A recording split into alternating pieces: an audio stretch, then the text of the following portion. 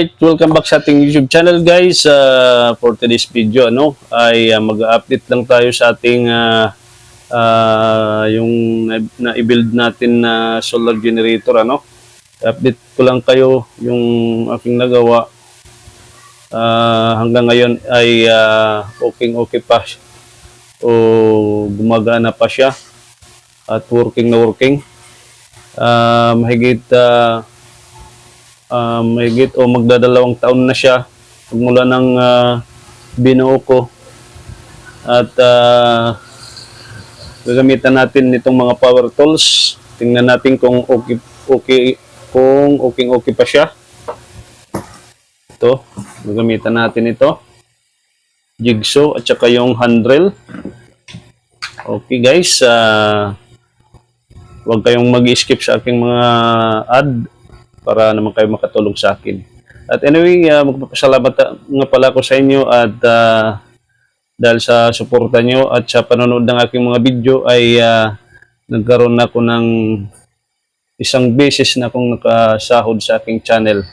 At maraming salamat sa inyo. Okay, simulan na natin guys. At ito na nga guys, yung ating aking ginawang solar generator, medyo matagal-tagal na rin to, mga magdadalawang taon na. Yung voltahe niya ngayon ay 3.9 volts. Ayan, naka-charge yan. Habang umaandar ay nagcha-charge yung ating solar. Saka may nakasaksak yan na clip fan. Maghapon lang yung clip fan dyan. Maghapon lang yan nakasaksak. Ayan. At meron pa dyan na naka-charge na cellphone. Ayan. Meron naka-charge na cellphone. At saka yung aking light para sa aking vlog ay nakasaksak din yan. Ayan. Power on na naman.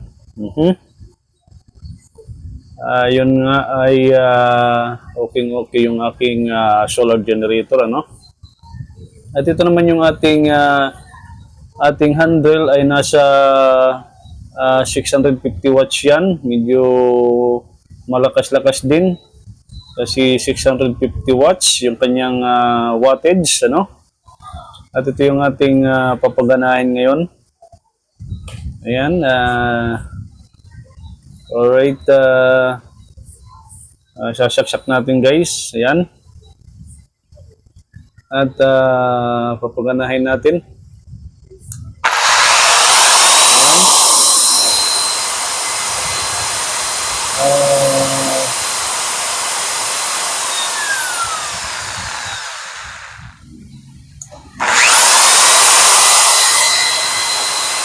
Ang bumagsak yan ng 7.6 volts. Medyo malakas nga yung 650 watts. Bumagsak siya ng 0.5 volts. Okay.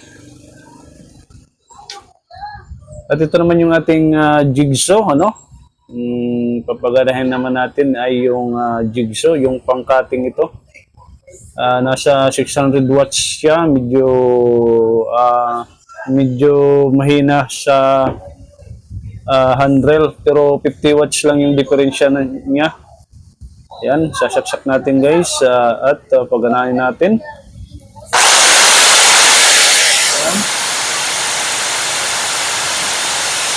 Bumagsak siya ng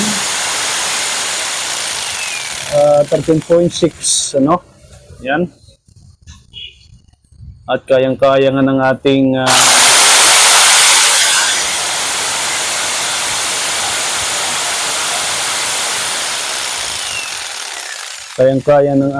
solar generator, Okay. At ngayon ay ito pa nga pala yung dating ay wala nito at ngayon nilagyan ko ng kanyang para sa automatic yan. May dalawang relay dyan na nakakabit at Pag halimbawa yung battery ay mag-lowbat, ay magta-transfer yung ating supply dito, ta-transfer sa kuryente, ano? Pag halimbawa mag-lowbat siya, pwede rin pindutin dyan yung dito sa gilid na button para mag-transfer din siya sa kuryente. Yan. Halimbawa mag-lowbat siya, so sa gabi, pag nakasalang yung mga electric fan at bigla siyang mag-lowbat, ay automatic siya magta-transfer sa kuryente. At tuloy-tuloy yung under ng electric fan kasi magta-transfer siya sa kuryente pag nag-lowbat siya. Automatic na siya guys dahil sa ginawa ko na dalawang relay. At kung sino man ang interesado dito, mag-comment lang kayo sa aking comment section at bibigyan ko kayo ng diagram nito kung paano ko na ikinabit. At ito pangalagay guys, papakita natin yung ating laman. Medyo yung ng takip na nasira na yung takip, ano. Iyan ang aking battery, ano, nasa 72 EH yan. Hindi ko pa dinagdagan. At nandito na rin yung inverter sa loob. Yan. Yan ang aking inverter, ano. At wala siyang active balancer. Yung nakakabit lang dyan ay yung BMS. Itong BMS lang yung nakakabit dyan. Pero hanggang ngayon guys, okay pa naman siya kahit wala siyang active balancer. Balance naman yung kanyang mga voltahe bawat cell niya.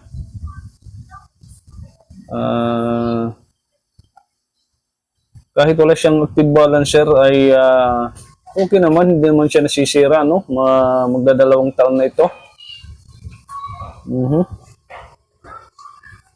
At ito naman na malaking tulong talaga itong dalawang relay nito kasi pag halimbawa natutulog kami na biglang maglo-lowbat ay automatic siya magta-transfer sa kuryente. Yung electric fan at ceiling fan hindi siya namamatay, diretso lang yung kanyang ikot. Habang kasarapan ng pagtulog sa gabi. Alright guys, dito na lang hanggang dito na lang yung ating vlog, ano? At na-share ko na naman sa inyo yung aking solar generator, ano? At sana nakatulong ang video natin ngayon. At sa mga bagong napadpad sa aking channel ay paki-subscribe na lang po at saka paki-like and share sa ating video. Maraming salamat. See you next video.